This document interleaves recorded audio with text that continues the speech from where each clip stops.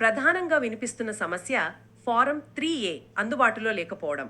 విచిత్రం ఏమిటంటే ఈ ఫారం 3A అనేది ఉద్యోగి సృష్టించేది కాదు. అవునా? అది ఉద్యోగి పనిచేసిన కంపెనీ ఈపీఎఫ్ఓ దగ్గర ఉండాల్సిన అధికారిక రికార్డ్. ఇప్పుడు వాళ్ళ దగ్గర ఉండాల్సిన పత్రం వాళ్ళకే దొరకట్లేదని, దానికోసం దరఖాస్తు చేసుకున్న వృద్ధులను నెలల తరబడి తిప్పించుకోవడం ఎంతవరకు సమంజసం? ఇది సాంకేతిక సమస్య కాదు. ఛత్తీస్గఢ్ లాంటి పెద్ద రాష్ట్రంలో కేవలం ఒక ప్రాంతీయ కార్యాలయం, ఒక జిల్లా కార్యాలయం మాత్రమే ఉన్నాయి. అంతేనా? అంతే. అంటే ఒక పెన్షనర్ తన పాస్బుక్లో ఒక చిన్న మార్పు చేయించుకోవాలన్నా, లేదా తన ఫిర్యాదు గురించి నేరుగా మాట్లాడాలన్నా వందల కిలోమీటర్లు, కొన్నిసార్లు 1200 కిలోమీటర్ల వరకు ప్రయాణించాల్సి వస్తోంది.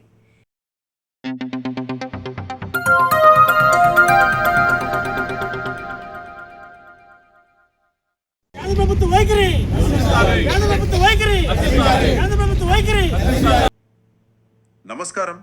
ద డీప్ డైవ్కి స్వాగతం. ఈరోజు మనం ఒక చాలా ముఖ్యమైన సున్నితమైన విషయం గురించి మాట్లాడుకోబోతున్నాం. అవును. అదే భారతదేశంలోని ఎంప్లాయీస్ పెన్షన్ స్కీమ్ 1995 అంటే ఈపీఎస్ 95 పెన్షనర్ల అసలు పరిస్థితి. మన చేతిలో the mirage of social security అనే ఒక విశ్లేషణ ఉంది. దాని ఆధారంగా ప్రభుత్వం చెప్పే మాటలకి నిజ జీవితంలో పెన్షనర్లు పడుతున్న కష్టాలకు మధ్యున్న తేడా ఇంకో లోతుగా చర్చిద్దాం. అవును, ఈ నేపథ్యాన్ని అర్థం చేసుకోవడం చాలా ముఖ్యం. ఇక్కడ ఒక పెద్ద వైరుధ్యం కనిపిస్తోంది. ఒకవైపు ఈ వ్యవస్థకి అంతర్జాతీయ అవార్డులు వచ్చాయని, డిజిటల్ రంగంలో అద్భుతాలు చేస్తున్నామని, అంతా బాగుందని ప్రచారం చేసుకుంటున్నారు. అవును, అదంతా వింటున్నాం. కానీ మరోవైపు తమ జీవితమంతా కష్టపడి ఈ వ్యవస్థపై ఆధారపడిన వృద్ధులు వాళ్ళ రోజువారీ జీవితంలో కనీస అవసరాల కోసం కూడా పోరాడుతున్నారు. మన ఈ రోజు చర్చకు ఆధారం central board of trustees CBT యొక్క 238వ సమావేశపు మినిట్స్. ఆ అధికారిక పత్రంలోనే ఈ తేడాకి సంబంధించిన ఆధారాలు స్పష్టంగా ఉన్నాయి. సరే, అయితే దీన్ని కొంచెం వివరంగా చూద్దాం. పెన్షనర్లకు అత్యంత ప్రాథమికమైన, అంటే ఒక రకంగా వాళ్ళ జీవన్ మరణ సమస్య అయిన కనీస పెన్షన్ నుండే మొదలు పెడదాం. ఆ మీటింగ్లో కార్మికుల ప్రతినిధులు అంటే శ్రీ ఆర్ కరుమలయ్యన్, శ్రీ సుంకరి మల్లేశం వంటి వాళ్ళు దేశవ్యాప్తంగా పెన్షన్ పెంపుపై చాలా అధిక అంచనాలు ఉన్నాయని స్పష్టం చేశారు. అవును, వాళ్ళు చాలా గట్టిగా చెప్పారు. రోజు పేపర్లలో కూడా వార్తలు వస్తున్నాయని, పెన్షన్ పెరుగుతుందని అందరూ చాలా ఆశగా ఎదురు చూస్తున్నారని చెప్పారు. మరి దీనిపై బోర్డు స్పందన ఏంటి? ఇక్కడే అసలు సమస్య మొదలవుతుంది. దీనికి బోర్డు నుండి సూటిగా ఎలాంటి సమాధానం రాలేదు. పెంచుతామని చెప్పలేదు, పెంచమని కూడా చెప్పలేదు. మరేం చెప్పారు? కేవలం తగిన నిర్ణయం తీసుకోబడుతుంది అని ఒక సాధారణమైన అస్పష్టమైన మాటతో సరిపెట్టారు. ఈ అధికారిక నిశ్శబ్దం వెనుకొన్న అర్థం చాలా లోతైనది. ఒక్కసారి ఆలోచించండి. చాలా మందికి వచ్చే కనీస పెన్షన్ను నెలకు కేవలం 1000 రూపాయలు. 1000 రూపాయలా ఈ రోజుల్లోనా? అవును. ఆ డబ్బుతో ఒక వ్యక్తి కనీసం వారం రోజులు కూడా గడపలేరు. ప్రభుత్వం ప్రతి నెల ద్రవ్యోల్బణం లెక్కలు విడుదల చేస్తుంది. కానీ ఆ లెక్కలకి ఈ 1000 రూపాయలతో బతుకుతున్న పెన్షనర్ల జీవితాలకి ఏమైనా సంబంధం ఉందా? ఈ విశ్లేషణలో చెప్పేది అదే. గణాంకాలకి బతుకు చిత్రానికి మధ్య ఉన్న అగాధం నిజమే, నమ్మశక్యంగా లేదు. ఆ డబ్బుతో మందులు కొనుక్కోవాలా, కనీసం కూరగాయలు కొనుక్కోవాలా? ఇది చాలా దారుణమైన పరిస్థితి. సరే, అంటే కనీస పెన్షన్ విషయంలో ప్రభుత్వం మౌనంగా ఉంది. మరి సుప్రీంకోర్టు ఆదేశాల మేరకు ఎక్కువ పెన్షన్ పొందే అవకాశం వచ్చినప్పుడు కూడా పరిస్థితి ఇలాగే ఉందా? అక్కడైనా ప్రక్రియ సులభంగా ఉందా? అదొక మిశ్రమ వరం అని చెప్పాలి ఈ విశ్లేషణలో. అంటే సుప్రీంకోర్టు తీర్పు వల్ల అధిక పెన్షన్కు మార్గం సుగమమైంది. ఇది మంచి విషయమే. దరఖాస్తుల ప్రాసెసింగ్ చాలా వేగంగా జరుగుతోందని కూడా అధికారులు చెబుతున్నారు. కానీ వాస్తవంలోకి వస్తే ఈ ప్రక్రియ మొత్తం సాంకేతిక అడ్డంకులతో, గందరగోళంతో నిండిపోయింది అన్నమాట. వేలాది దరఖాస్తులు చిన్న చిన్న కారణాలతో తిరస్కరణకు గురవుతున్నాయి లేదా పెండింగ్లో ఉంటున్నాయి. ఎలాంటి కారణాలు ఉదాహరణకు చెప్పగలరా? ప్రధానంగా వినిపిస్తున్న సమస్య ఫారం 3A అందుబాటులో లేకపోవడం. విచిత్రం ఏమిటంటే ఈ ఫారం 3A అనేది ఉద్యోగి సృష్టించేది కాదు. అవునా? అది ఉద్యోగి పనిచేసిన కంపెనీ ఈపీఎఫ్ఓ దగ్గర ఉండాల్సిన అధికారిక రికార్డ్. ఇప్పుడు వాళ్ళ దగ్గర ఉండాల్సిన పత్రం వాళ్లకే దొరకట్లేదని, దానికోసం దరఖాస్తు చేసుకున్న వృద్ధులను నెలల తరబడి తిప్పించుకోవడం ఎంతవరకు సమంజసం? ఇది సాంకేతిక సమస్య కాదు, ఇది ఒక రకమైన వ్యవస్థాగత నిర్లక్ష్యం. ఒక్క నిమిషం. అంటే వాళ్ళ రికార్డులో లోపం ఉంటే ఆ భారం ఇప్పుడు పెన్షనర్ మీద పడుతోందా? ఇది వినడానికి చాలా అన్యాయంగా ఉంది. అవును, సరిగ్గా అదే జరుగుతోంది. మరి దీనిపై బోర్డు మీటింగ్లో ఎవరు వ్యతిరేకత తెలపలేదా? దీనికి బోర్డు ఇస్తున్న వివరణ ఏమిటి? ఇవ్వలేదు. పైగా ఇది కేవలం పత్రాల సమస్యతో ఆగిపోలేదు. దీనికి ఒక ఆర్థిక కోణం కూడా ఉంది. అంటే డబ్బుల విషయమా? అవును, అర్హత పొందిన పెన్షనర్లు తమ వాటాగా కొంత డబ్బును ఈపీఎఫ్ఓకి చెల్లించాల్సి ఉంటుంది. దీనికోసం వారికి డిమాండ్ నోటీసులు పంపిస్తున్నారు. కానీ చాలా మంది పెన్షనర్లు రిటైర్ అయి చాలా సంవత్సరాలవుతోంది. వాళ్ళ దగ్గర ఒక్కసారిగా లక్షల్లో డబ్బు కట్టే స్తోమత ఉండదు కదా. నిజమే. రిటైర్ అయిన వ్యక్తి దగ్గర అంత పెద్ద మొత్తం ఎక్కడి నుంచి వస్తుంది? మరి దీనికి ఏమైనా వెసులుబాటు కల్పించారా? లోన్లు లాంటివి? అదే లేదు. బోర్డు ఈ విషయంలో చాలా కఠినంగా వ్యవహరిస్తోంది. డబ్బు జమ చేయడానికి ఇచ్చిన సమయం పరిమితమైనది అని, ఆ గడువును త్వరలోనే మూసివేయబడుతుంది అని స్పష్టం చేస్తోంది. ఓహో. ఈ విశ్లేషణలో ఒక మంచి సూచన చేశారు. ఇలా అందరికీ ఒకే గడువు విధించడం కంటే క్షేత్రస్థాయి అధికారులకు కేసుల వారీగా, అంటే ఆ పెన్షనర్ ఆర్థిక పరిస్థితిని బట్టి నిర్ణయం తీసుకునే అధికారం ఇస్తే ఈ ఫిర్యాదులు చాలా వరకు తగ్గుతాయని. కానీ వ్యవస్థ ఆ దిశగా ఆలోచిస్తున్నట్లు లేదు. అంటే మాన్యువల్ ప్రక్రియలో ఇన్ని సమస్యలున్నాయి. సరే, ఇప్పుడు వాళ్ళు ఎంతో గొప్పగా చెప్పుకుంటున్న డిజిటల్ విప్లవం వైపు వద్దాం. EPFO 3.0 project, core banking solutions, artificial intelligence ఆధారిత చాట్బాట్లు వినడానికి చాలా భవిష్యత్తును తలపించేలా ఉన్నాయి. అవును, పేర్లు చాలా బాగున్నాయి. కానీ ఛత్తీస్గఢ్లో ఒక పెన్షనర్ 1200 కిలోమీటర్లు ప్రయాణించాల్సి వస్తోందన్న వాస్తవం వింటే ఈ రెండు ప్రపంచాల మధ్య సంబంధమే లేదనిపిస్తోంది. ఖచ్చితంగా మీరు సమస్యను సరిగ్గా పట్టుకున్నారు. టెక్నాలజీని ఒక పరిష్కారంగా చూస్తున్నారు, కానీ అది కేవలం ఒక సాధనం మాత్రమే. ఉదాహరణకు, ఇండియా పోస్ట్ పేమెంట్స్ బ్యాంక్ ఐపీబీబీతో ఒక ఒప్పందం కుదిరింది. దాని గురించి చెప్పండి.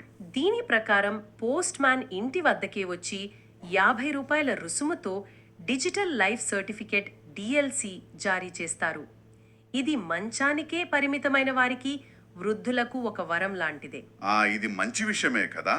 మంచి విషయమే, కానీ ఇది అనుకోకుండానే ఒక పెద్ద లోపాన్ని ఎత్తి చూపుతోంది. అదేంటి ఆ లోపం? ఇంటికే సేవలొస్తే మంచిదే కదా. మంచిదే, కానీ అందరికీ అన్ని సేవలు ఇంటికి రావు కదా. అసలు సమస్య ఈపీఎఫ్ఓ కార్యాలయాల భౌతిక ఉనికిలో ఉన్న తీవ్రమైన అసమతుల్యత. ఛత్తీస్గఢ్ లాంటి పెద్ద రాష్ట్రంలో కేవలం ఒక ప్రాంతీయ కార్యాలయం, ఒక జిల్లా కార్యాలయం మాత్రమే ఉన్నాయి. అంతేనా? అంతే.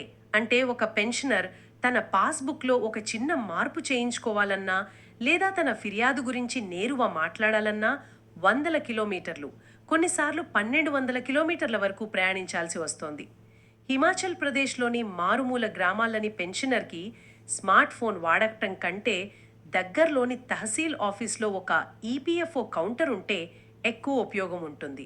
అంటే మీ దగ్గర ఆఫీసే లేనప్పుడు ఆ ఆఫీసుకి సంబంధించిన సమాచారం ఇచ్చే చాట్బాట్ ఎందుకు అన్నట్లుగా ఉంది పరిస్థితి. ముందు కనీసం భౌతిక ఉనికి ఉండాలి కదా. సరిగ్గా అదే. డిజిటల్ మౌలిక సదుపాయాలు భౌతిక ఉనికికి ప్రత్యామ్నాయం కాలేవు. అవి దానికి సహాయకకారులుగా మాత్రమే ఉండాలి. కానీ ఇక్కడ భౌతిక ఉనికిని గాలి కొదిలేసి డిజిటల్ గురించి గొప్పలు చెప్పుకోవటం వాస్తవికతకు దూరంగా ఉంది. ఈ విశ్లేషణలో ఒక వాక్యం ఉంది, అది నన్ను చాలా ఆలోచింపచేసింది. The system is celebrating prestigious awards in Geneva while a pensioner in Gadchiroli is struggling to submit a simple life certificate. ఈ వాక్యం మొత్తం సమస్యను ఒక్కసారిగా మన కళ్ళ ముందుంచుతుంది. ఇది వింటుంటే ఒక నమూమ కనిపిస్తోంది. మంచి ఉద్దేశాలతో మొదలుపెట్టిన వాటి అమలులో సామాన్యుడిని పూర్తిగా విస్మరిస్తున్నట్లుంది. ఈ తరహా వ్యవస్థాగత అడ్డంకులు ఇంకేమైనా ఈ విశ్లేషణలో ప్రస్తావించారా? ఇదొక చాలా ముఖ్యమైన ప్రశ్నను లేవనెత్తుతోంది. అసలు ఈ వ్యవస్థ ఎవరి కోసం పనిచేస్తోంది? ఉద్యోగి తక్షణ సంక్షేమం కోసమా, లేక ఫండ్ యొక్క దీర్ఘకాలిక ఆర్థిక ఆరోగ్యం కోసమా? ఆసక్తికరమైన ప్రశ్న. దీనికి ఉదాహరణగా బోర్డ్ ఇటీవల ఈపీఎస్ 1995లోని పారా 14ను సవరించింది. ఈ సవరణ ప్రకారం ఒక ఉద్యోగి తన పీఎఫ్ ఖాతా నుండి విత్డ్రా ప్రయోజనాలను పొందటానికి వేచి ఉండే కాలాన్ని 2 నెలల నుండి ఏకంగా 36 నెలలకు పెంచారు. 36 నెలల? నమ్మలేకపోతున్నాను. అంటే ఒక ప్రైవేట్ ఉద్యోగి తన సొంత డబ్బు తీసుకోవడానికి 3 సంవత్సరాలు ఆగాల. ఇది భద్రత అనలా, లేక శిక్ష అనాలా? సరిగ్గా ఇదే ప్రశ్న చాలా మంది అడుగుతున్నారు. దీని వెనుక వాళ్ళు చెప్తున్న తర్కం ఏంటంటే సభ్యుల భవిష్యత్ ఆర్థిక భద్రతను కాపాడటానికే ఈ నిర్ణయమని. భవిష్యత్ భద్రత. అవును, అకాల ఖాతా మూసివేతలను నిరోధించడానికి అని అధికారికంగా చెప్తున్నారు. 2022-23 సంవత్సరంలోనే 31 లక్షల ఖాతాలు ఇలా మూసివేయబడ్డాయని కూడా లెక్కలు చెప్పారు. కాగితం మీద వినడానికిది బాగానే ఉండొచ్చు, కానీ వాస్తవంలోకి వస్తే చెప్పండి. ఇంతకు ముందు ఒక ప్రైవేట్ ఉద్యోగి జాబ్ మానేస్తే 2 నెలలు ఆగి తన పిఎఫ్ డబ్బు మొత్తం తీసుకోవచ్చు. ఆ డబ్బుతో వాళ్ళు సొంతంగా వ్యాపారం పెట్టుకోవచ్చు, లేదా మరో ఉద్యోగం దొరికే వరకు కుటుంబాన్ని పోషించుకోవచ్చు. అవును, అది వాళ్ళ హక్కు. కానీ ఇప్పుడు 3 సంవత్సరాలు ఆగాలి. ఒక మధ్యతరగతి వ్యక్తి ఉద్యోగం పోతే ఆ డబ్బు వాళ్లకు ఎంత అవసరమో ఆలోచించండి. కానీ వ్యవస్థ మాత్రం లేదు, మీ డబ్బు మా దగ్గర భద్రంగా ఉంటుంది అంటోంది. ఇది భద్రత పేరుతో వాళ్ళ ఆర్థిక స్వేచ్ఛను హరించడమే. వ్యవస్థ దృష్టి కార్మికుడికి అవసరమైనప్పుడు ఆదుకునే ఒక భద్రతా వలయంలా కాకుండా తప్పనిసరి పొదుపు పథకం వైపు మళ్ళుతోంది. కాబట్టి దీనంతటి అర్థం ఏమిటి? ఒకవైపు చూస్తే ప్రజలకు అవగాహన కల్పించే ఎడ్యుకేటివ్ పబ్లిసిటీ క్యాంపెయిన్ల కోసం ఏకంగా 24 కోట్ల రూపాయలు ఆమోదించడం, విశ్వాస్ అంటే నమ్మకం, సమాధాన్ అంటే పరిష్కారం, ఇలాంటి ఆకర్షణీయమైన పేర్లతో కొత్త పథకాలను ప్రారంభించడం, అంతర్జాతీయ వేదికలపై అవార్డులు గెలుచుకోవడం వంటివి గొప్పగా ప్రచారం చేసుకుంటున్నారు. అవును, అదంతా నాణెనికి ఒకవైపు మాత్రమే. మరోవైపు సగటు ఈపీఎస్ 95 పెన్షనర్కు ఈ నమ్మకం అనేది టీవీ ప్రకటనలు, సోషల్ మీడియా ప్రచారాల ద్వారా రాదు. అది వారికి జీవించడానికి సరిపడా కనీస పెన్షన్ వచ్చినప్పుడు వస్తుంది. ఖచ్చితంగా. అధిక వేతనాలపై పెన్షన్ కోసం దరఖాస్తు చేసుకుంటే అనవసరమైన కారణాలతో తిప్పించుకోకుండా సులభమైన ప్రక్రియ ఉన్నప్పుడు వస్తుంది. తమ సమస్యలు చెప్పుకోవడానికి, ఒక అధికారిని కలవడానికి 100 కిలోమీటర్లు ప్రయాణించాల్సిన అవసరం లేకుండా స్థానికంగా అందుబాటులో ఉండే సేవా కేంద్రాలు ఉన్నప్పుడు వస్తుంది. నిజం. ఈ విశ్లేషణ చివరికి చెప్పేదేమిటంటే ఈపీఎఫ్ఓ తన తక్కువ ఆదాయ కార్మికుల గౌరవం మరియు మర్యాదకు ప్రాధాన్యత ఇచ్చే వరకు అది అందించే ఈ సామాజిక భద్రత చాలా మందికి ఒక ఎండమావుగానే మిగిలిపోతుంది. ఉన్నత స్థాయిలో జరుపుకునే ప్రతిష్టాత్మక విజయాలు క్షేత్రస్థాయిలో చిన్న చిన్న సమస్యలతో ఇబ్బంది పడుతున్న ఒక సాధారణ పెన్షనర్ జీవితాన్ని తాకనంత కాలం ఆ విజయాలకు నిజమైన అర్థం ఉండదు. ఈ విశ్లేషణ నిజంగా ఒక తీవ్రమైన ఆలోచనలు రేకెత్తిస్తుంది. ఒక వ్యవస్థ తన విజయాన్ని కొలవడానికి పెద్ద సంఖ్యలు, డేటా పాయింట్లు మరియు అంతర్జాతీయ అవార్డులను ఉపయోగిస్తున్నప్పుడు దానివల్ల సేవలు పొందాల్సిన అత్యంత బలహీన వ్యక్తుల చిన్న రోజువారీ పోరాటాలను, వారి బాధలను పూర్తిగా విస్మరించే ప్రమాదం ఎంతవరకు ఉంది?